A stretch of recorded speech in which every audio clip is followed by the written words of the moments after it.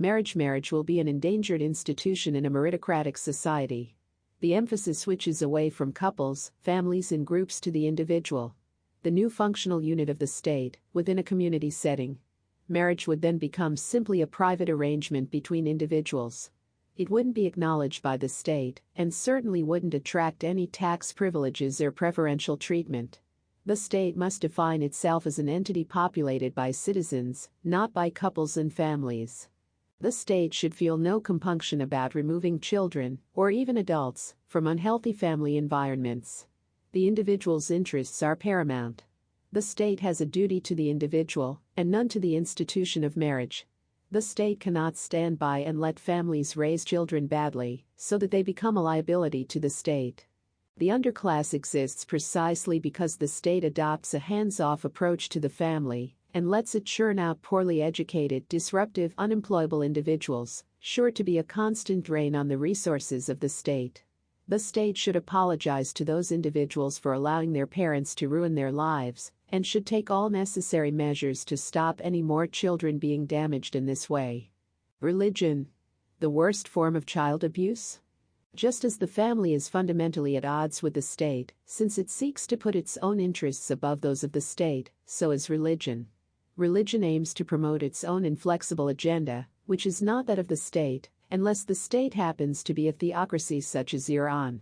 There are religious communities in Britain in which children are compelled to wear a certain style of clothes, eat certain foods and avoid others, shun children who do not belong to their religion, go to their own segregated schools, be taught material that is entirely contrary to science, and so on. They end up dysfunctional relative to the state and their neighbors.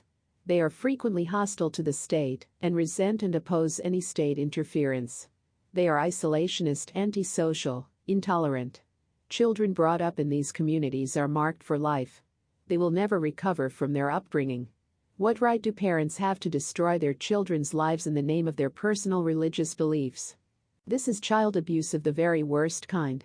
Denying a child any realistic hope of living according to the child's own values and desires. To strip those from a child is to metaphorically strip the child of its very life.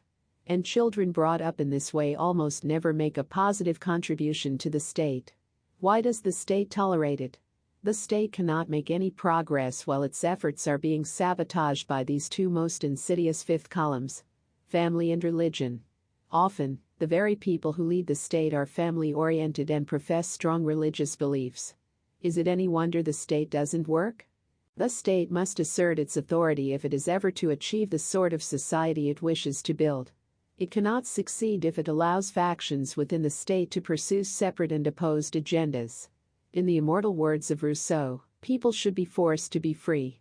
This phrase often shocks people, but in fact it's the only game in town. Religious parents who brainwash their children are forcing them to be free, in their conception of freedom. Families raising their children in non-state-sanctioned ways are also forcing them to be free, again, according to their peculiar values. Why should they be allowed to do it, and the state deny the same right when it's the state that will have to pick up the pieces when things go wrong? Only the state can impose the uniform playing field that's required to allow meritocracy to flourish.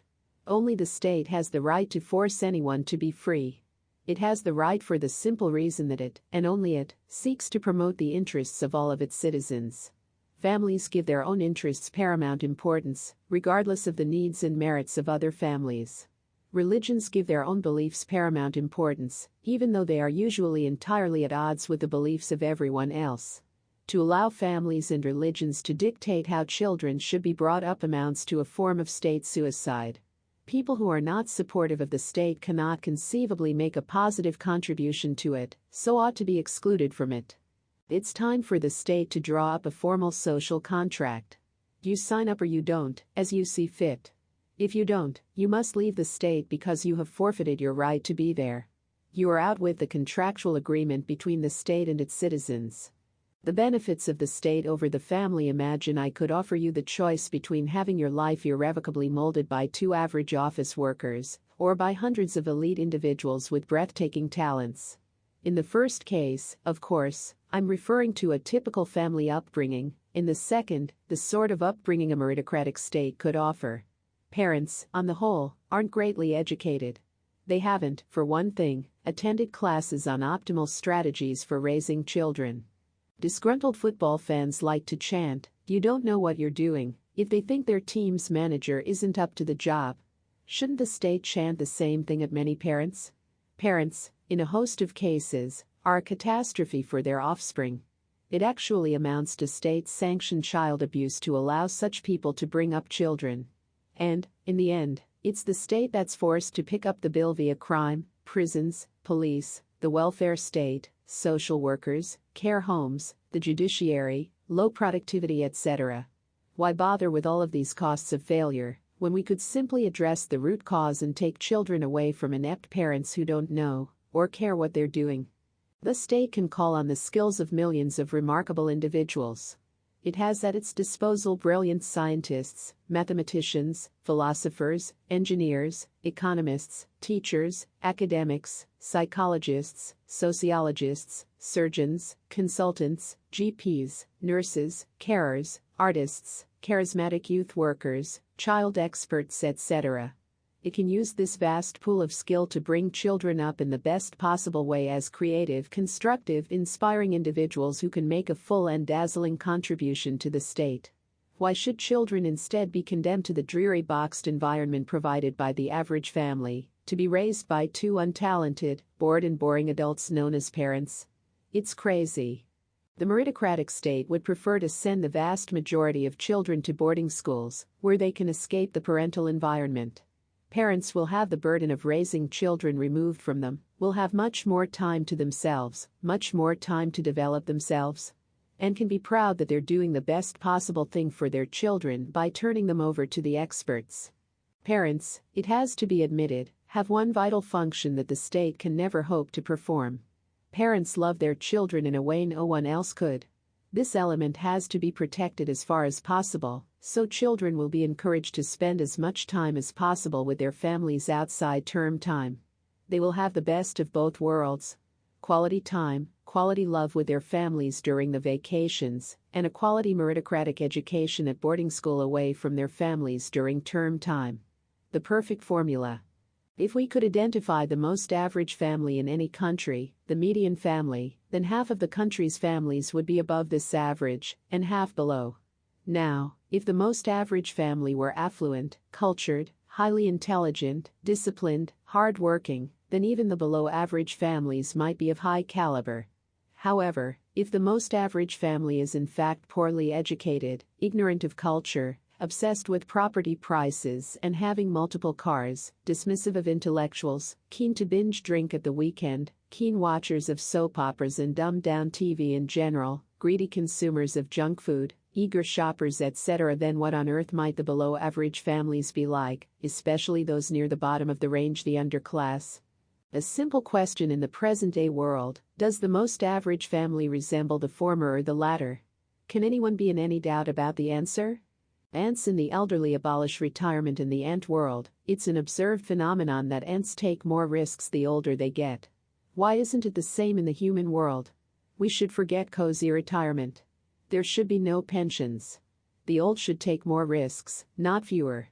We have an increasingly aging society. Great. All forms of discrimination against the elderly should be savagely penalized. People should work and play until failing health makes it impossible. It's not as though office jobs justify a long retirement in any case. Maybe coal miners deserved and needed a long retirement, but certainly not office workers. And who wants to retire anyway? It's one foot in the grave for most people. Devil's advocate department: a government should at all times seek to challenge its own decisions. If it can address the objections of its sternest critics, its policies are more likely to be successful. The government should actively seek out talented, awkward, squat individuals to question government policies.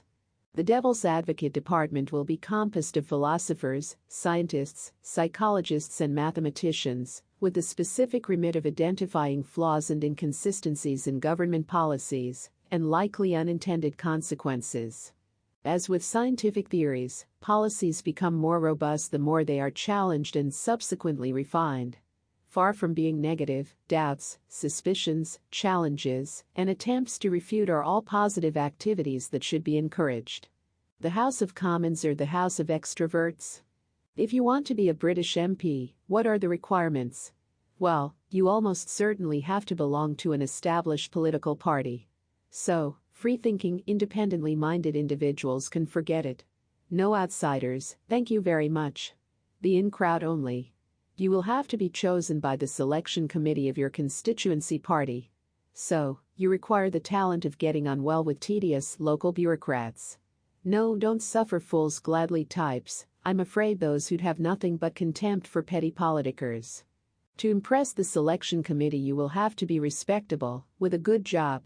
You should have gone to a nice school and a good university. You're likely to be married with a family.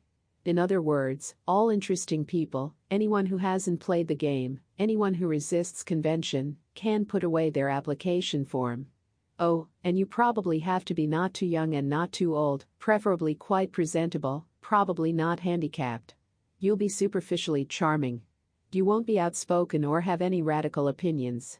Mustn't upset Mr. and Mrs. Average, must we? In fact, you should really be as similar to them as possible, but just a touch better. If you clear all of these hurdles, what then? Well, you can start campaigning for election to the House of Commons. And to succeed at that you have to be a competent public speaker, but not too good because then you'd be unusual. You have to be happy to shake hands, kiss babies, visit hospitals, have your picture taken with the disabled, have a nice cuppa with the elderly. You must be a people person. To sum it up, you have to be an extrovert. The entire process by which MPs end up in the House of Commons is a textbook case of how to strip out anyone different, anyone unconventional, anyone too talented. Above all, it's practically impossible for introverts to become MPs. What sort of political system is it that proclaims how fair and accessible it is, yet ruthlessly prevents many of its most meritorious citizens from having any reasonable chance of being elected? Want to be an MP? Introverts need not apply. Geniuses need not apply.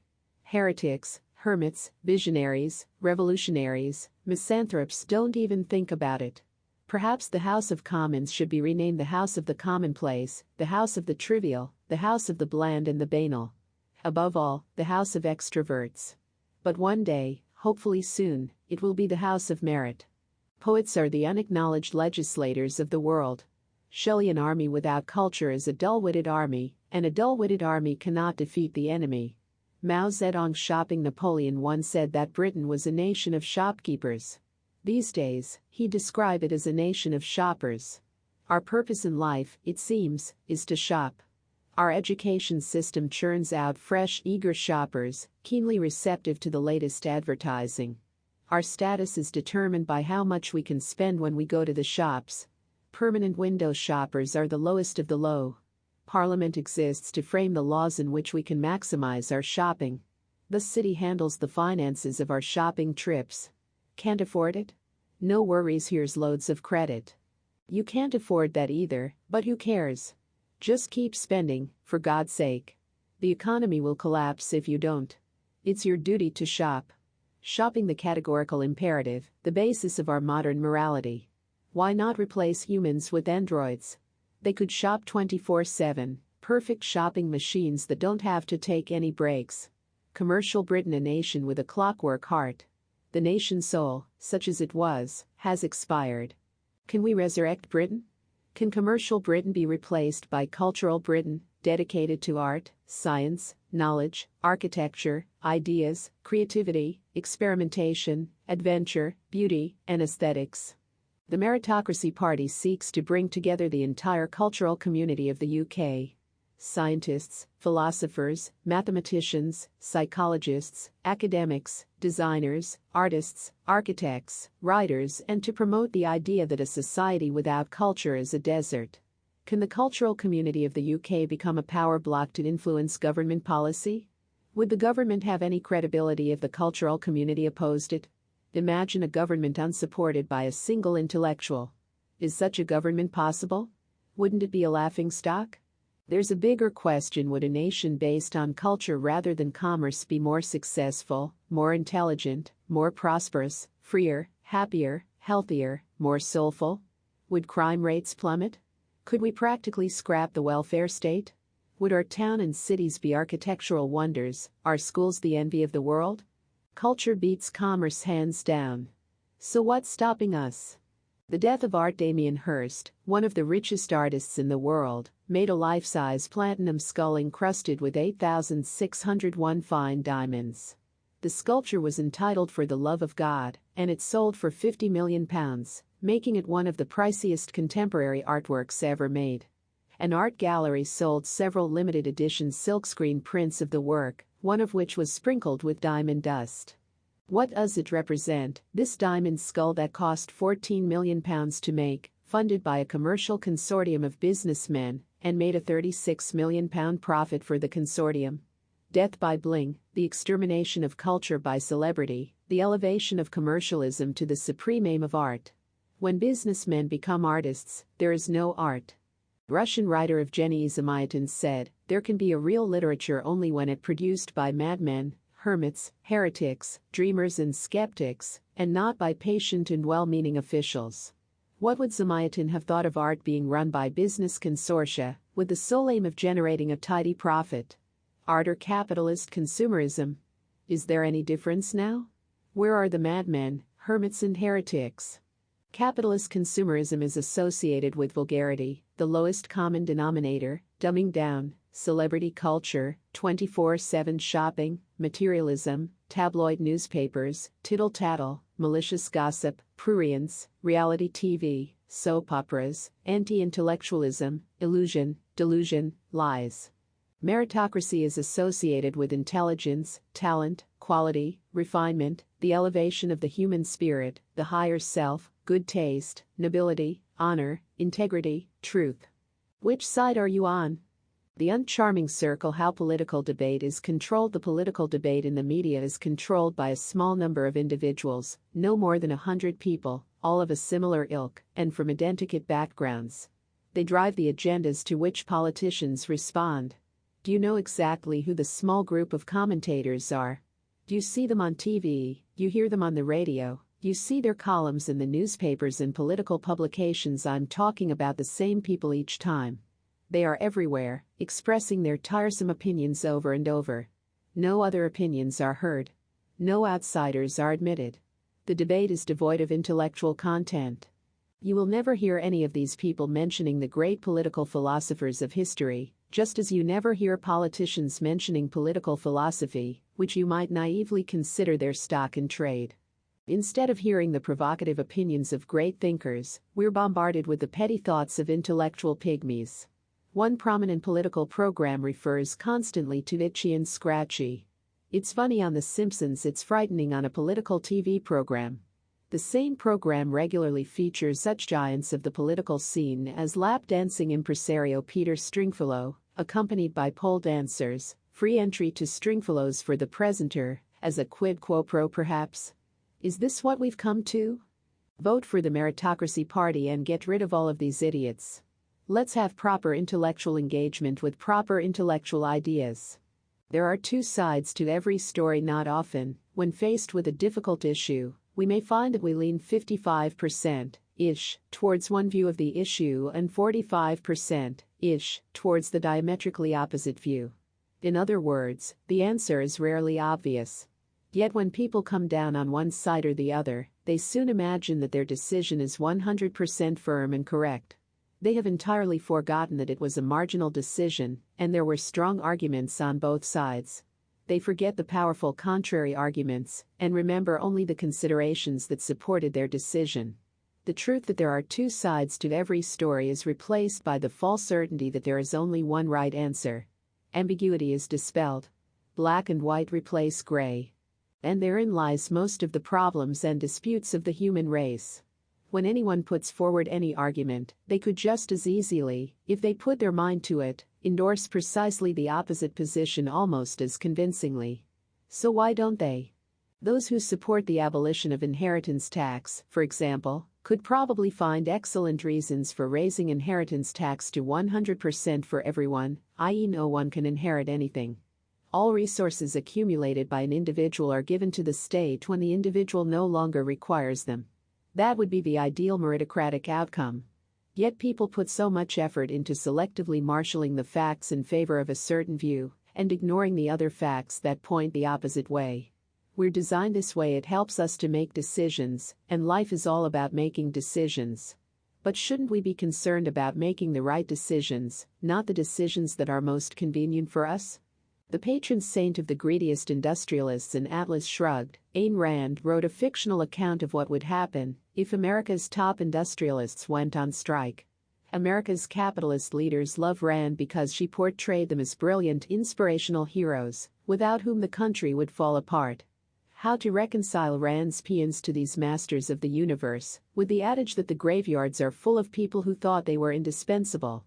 The Meritocracy Party would welcome a strike by top industrialists. They would instantly be replaced by much cheaper and vastly more talented individuals. Who is it who promotes the myth that industrialists are indispensable?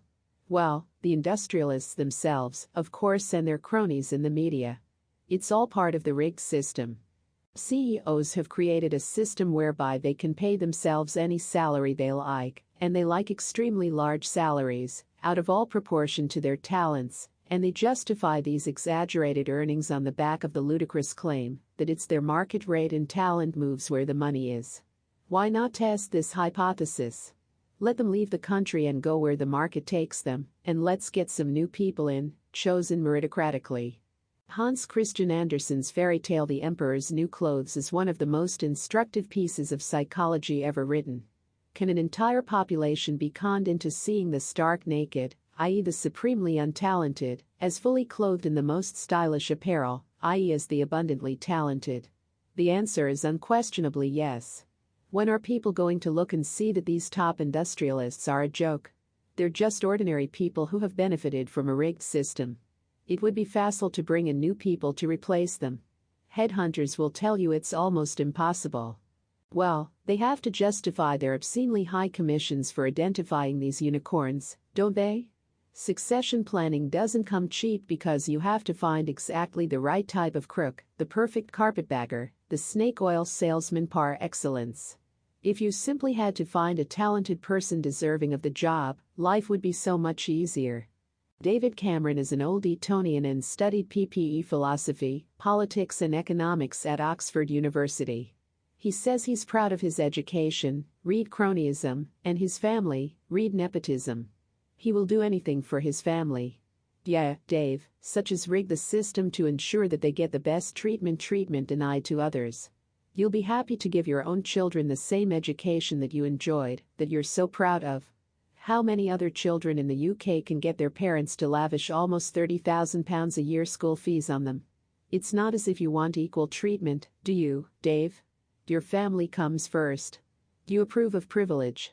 Do you promote it? You're proud of it? You don't have a meritocratic bone in your body. For the working classes to vote for you is on a par with turkeys voting for Christmas. Vote for the Meritocracy Party. Vote for an equal chance. The Meritocracy Party. Membership requirements. There are no requirements. The Meritocracy Party has no formal members.